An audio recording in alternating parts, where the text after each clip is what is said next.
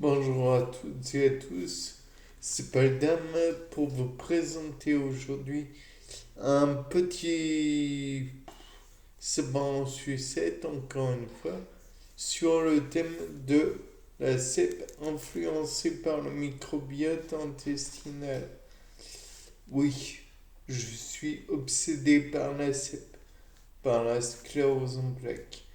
Mais bon, il faut dire, c'est une maladie aussi complexe que passionnante. Enfin, le fait est que on nous dit depuis des années déjà que le système intestinal, gastro-intestinal, même non, le système intestinal est le deuxième cerveau.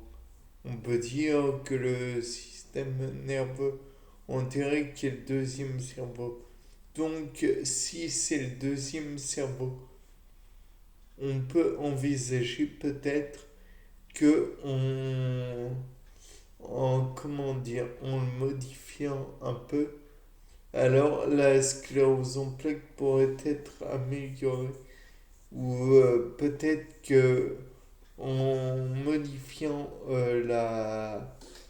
la flore intestinale présente chez une personne atteinte de sclérose en plaques, alors elle pourrait être modifiée.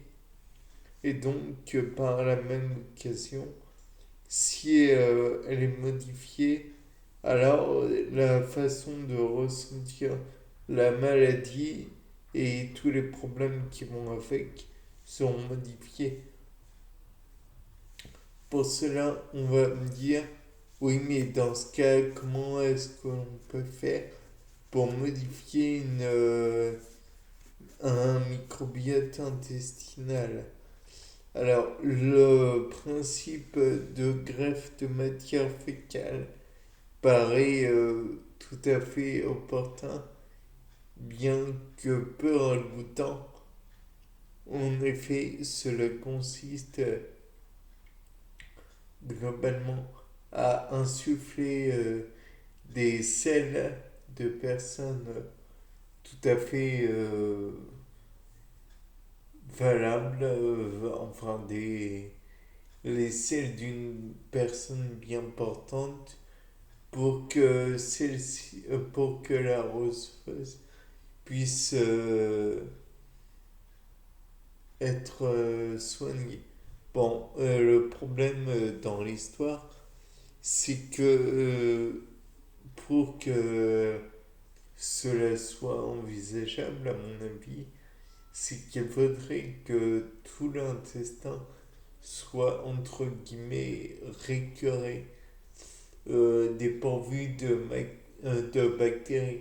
Or, si vous savez à quel point l'intestin il est riche de bactéries, dans ce cas, vous saurez que c'est peu envisageable, à moins que l'on emploie une chimiothérapie vraiment très violente, ou alors des antibiotiques euh, qui pourraient eux-mêmes totalement supprimer les bactéries vivantes dans le tractus intestinal. Mais là encore, il y a un problème, c'est que si on fait ça, on risque de dénutrir totalement la personne qui a le microbiote modifié. Parce que le temps que la personne refasse des bactéries qui pourraient assimiler les nutriments ou permettre une meilleure assimilation des nutriments.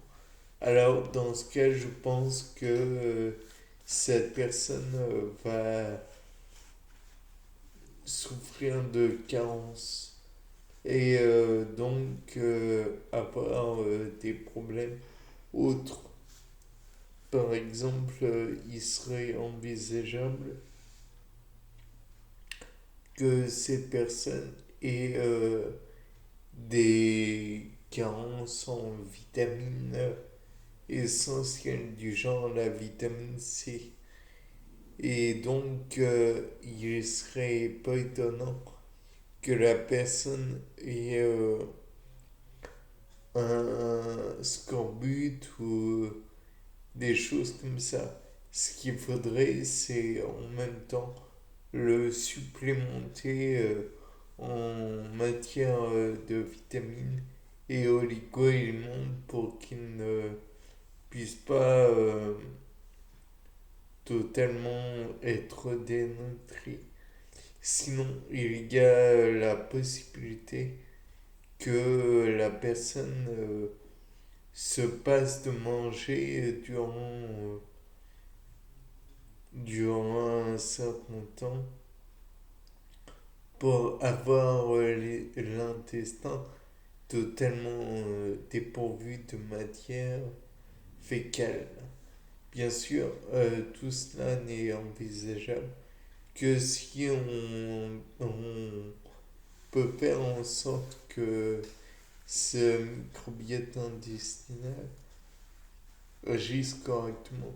De plus, il est envisageable aussi que, étant donné que l'on change le microbiote intestinal, cela change un petit peu, voire même totalement, la façon de penser, de réagir, d'agir de la personne, puisque on agit directement sur un système nerveux. Donc, celui-ci, quand même, de son million de neurones, je crois. Je ne suis plus très sûr. Enfin bref, toujours est-il que c'est pas rien. Certes, on ne l'ampute pas, mais bon. De plus, on peut être aussi euh, intrigué par le fait que cela pourrait avoir des retentissements sur, sur, des, sur le système gastro-intestinal de la personne receveuse. En effet, si elle reçoit de la matière fécale de d'autres personnes, il est envisageable qu'elle ait une forte expulsion de matière, en la matière plutôt, et sachant que les personnes atteintes de sclérose en plaques ont parfois des problèmes de rétention en la matière, alors on peut s'attendre au pire. De plus, oui. Il n'y a que des de plus avec moi, c'est terrible. Euh, j'ai peut-être envisageable de donner par voie orale, non pas des sels, mais un microbiote particulier ou des probiotiques permettant le développement particulièrement d'une flore intestinale particulière, encore une fois. Après, je dis ça, ce n'est qu'une hypothèse. Bien, c'était pas le thème. Au revoir.